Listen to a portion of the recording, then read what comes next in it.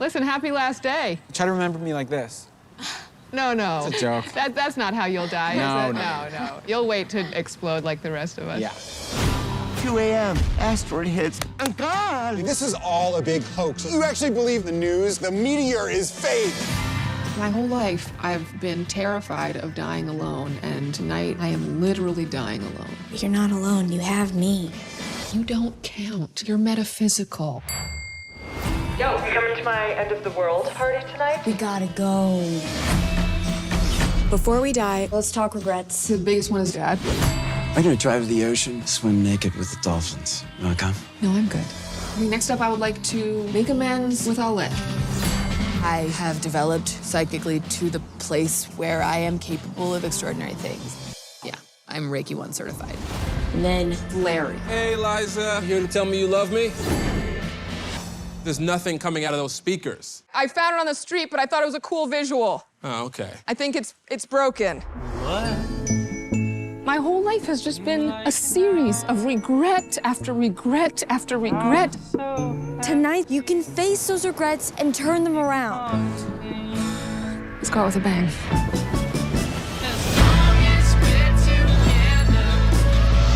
It's like Tom Hanks said in Castaway, life's a box of chocolates, so we die alone. Right. Eyeballs! You got nice eyes. I'm celebrating tonight. I should have been dead a long time ago.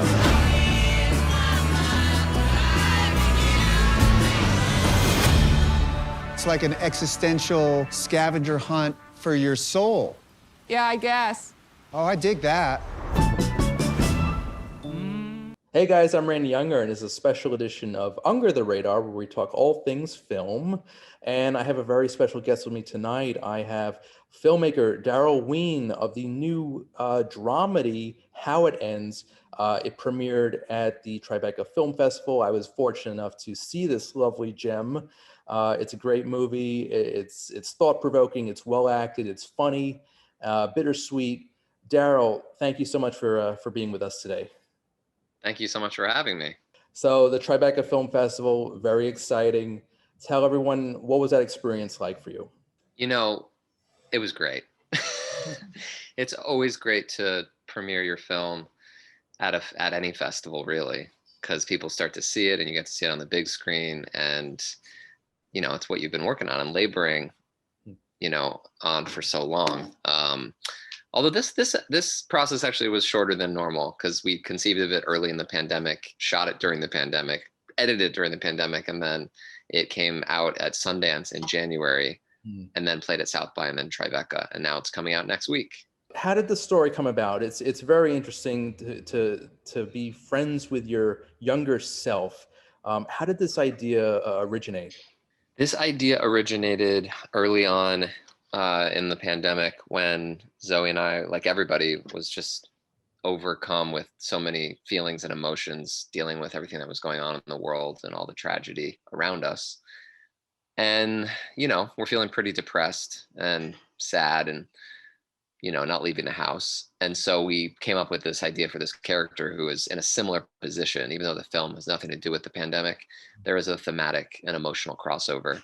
And this character has been invited to her last party on the last day on Earth. Is the concept that we came up with, because it really felt like that. It, like, you know, you didn't really know what was going to happen, if everything was going to end, and so she is invited to go to this party, but she's struggling with whether or not to do it, and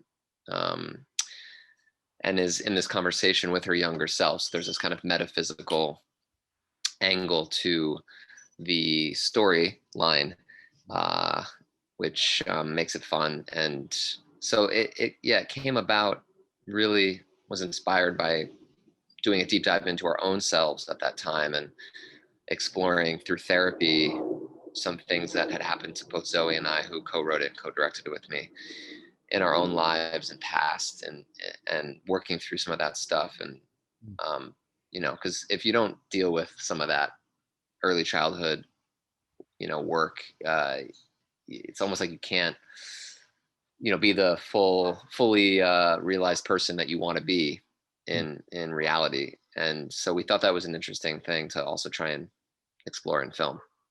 So it sounds as though this movie was part therapy for you guys. They all are, but yeah, this one really was as well. And it's just what you do as an artist. It's like we're mirrors to what's going on sociopolitically and culturally and sociologically. And uh, so it's like, yeah, you take in all this stimuli and everything that's going on and try and synthesize it and make sense of it. And then, I don't know, have this need to process it and get it out and create a commentary on it, whether or not people are interested or not.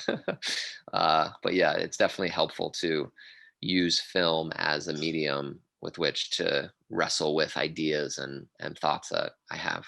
And yeah, people are definitely noticing. So kudos on that.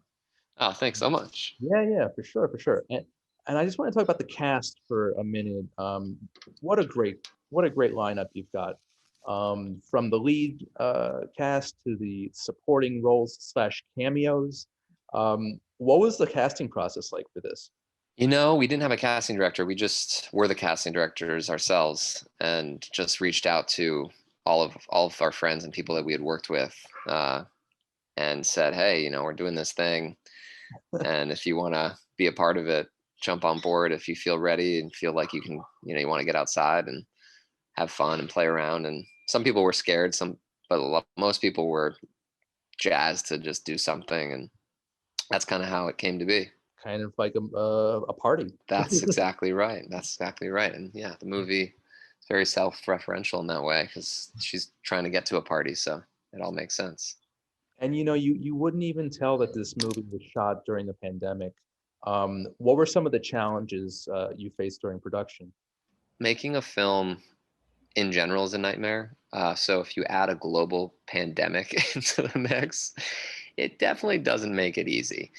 We, had to slim down heavily and use just our own resources and connections. So, from a health perspective, that was very tricky to make sure everyone felt safe and adhere to all those guidelines and protocols and restrictions and wear PPE and gloves and masks and all that. And then, we made it independently. And so that always comes with its own challenges, having to wear many hats. We're a small production, small crew. So we were doing multiple things that a normal, person on a film isn't doing. But that kind of makes it fun. And you have a lot of control when you're doing it like that.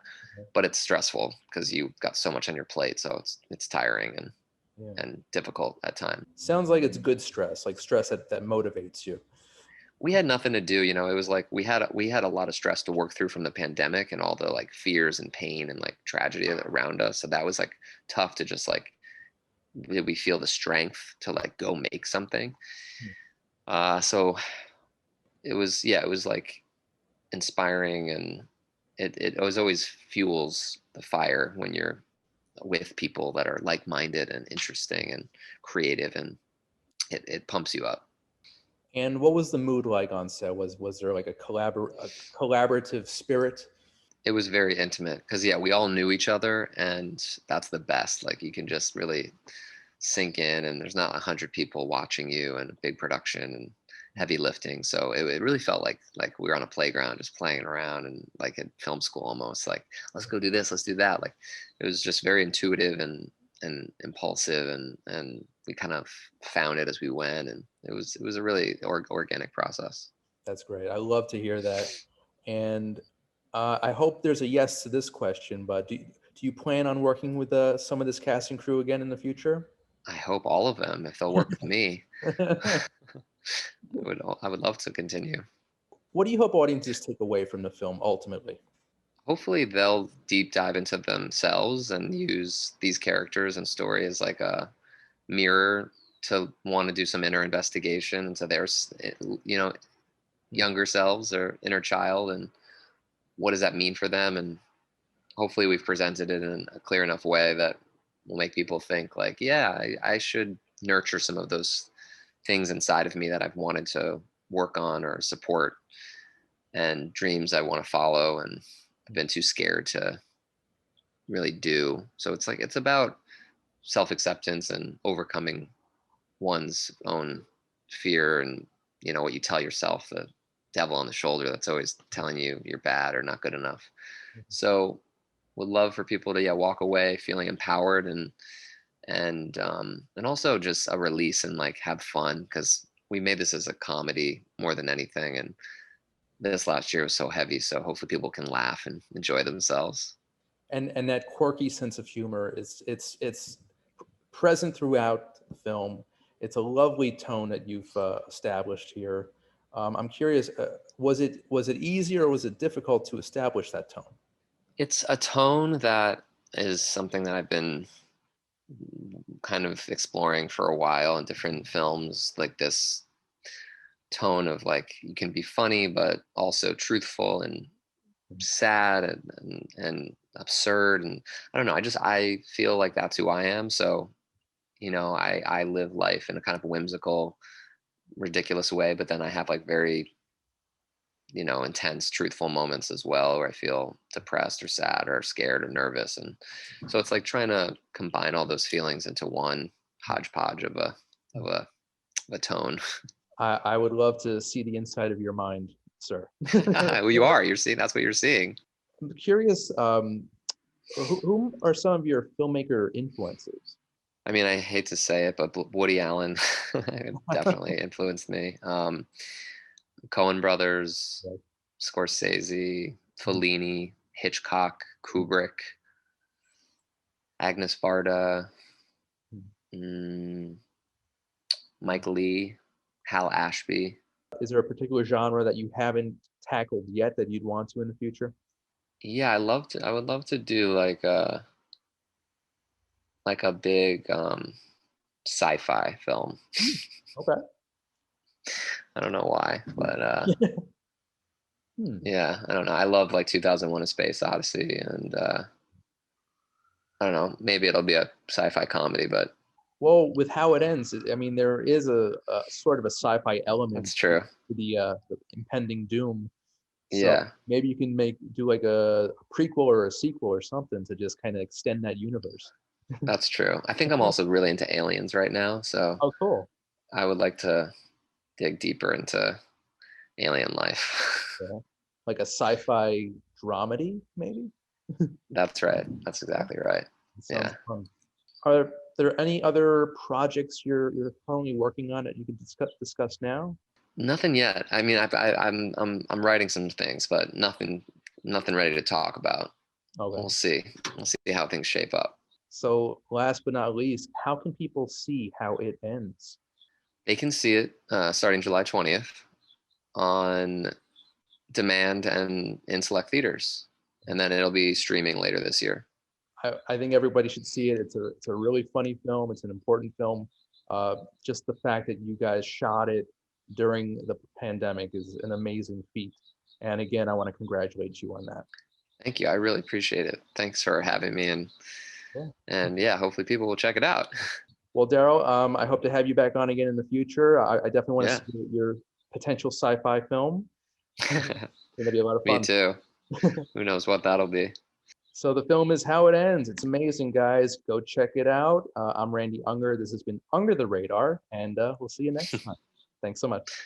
Thanks, Randy.